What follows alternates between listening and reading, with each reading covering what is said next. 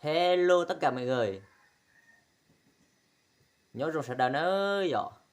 Nó cũng cho bé là nó chỉ nó này bao chỉ đã gì phía nó chỉ khơi nữa ạ. Cho bé là nó chữ số xí nữa. Cho lúc ha nó.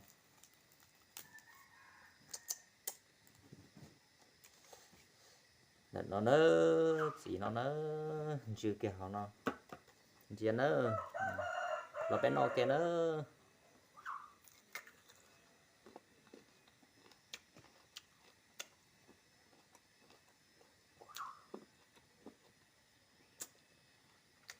Ta cần hơn. Chữ kia li nó. Diễn nè. Chữ số nè. Share cả lại nó.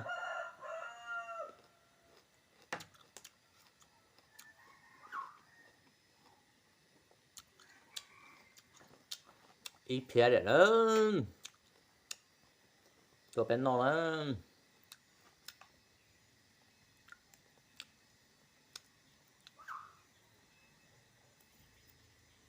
nên đây bảo hùa tình khá nó bé hùa tình khá nó nó sẽ tờ nữa gì nè chui kia đi nó gì cá cơ nó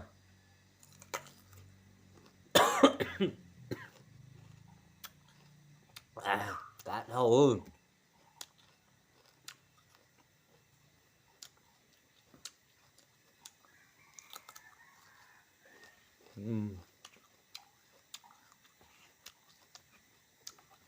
ít phía để cho nó tao chỉ món này nó lên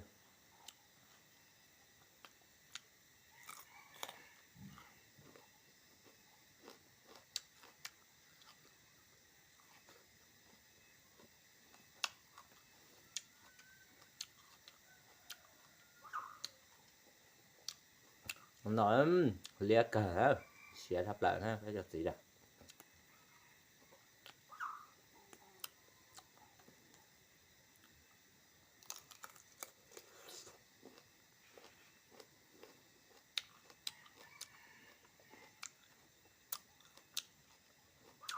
mà chỉ cam bảo rồi đó